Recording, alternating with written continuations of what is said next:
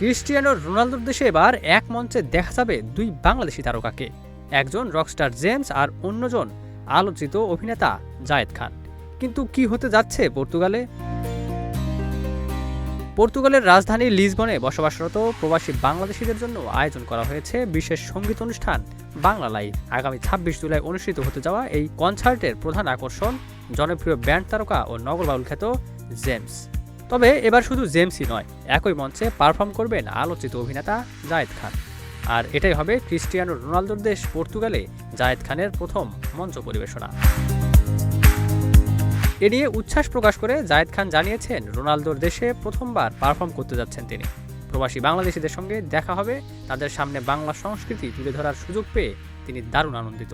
লিসবোর জনপ্রিয় venue Lisboa ইউরোভিউতে বিকেল ৫টা থেকে শুরু হবে অনুষ্ঠান। কনসার্টটির আয়োজন করেছে কাসা দো বাংলাদেশ এবং নোটিসিয়া বাংলা।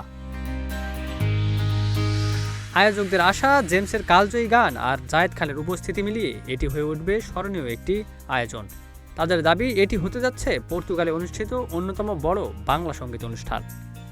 Ekramuzzaman, news flash 71।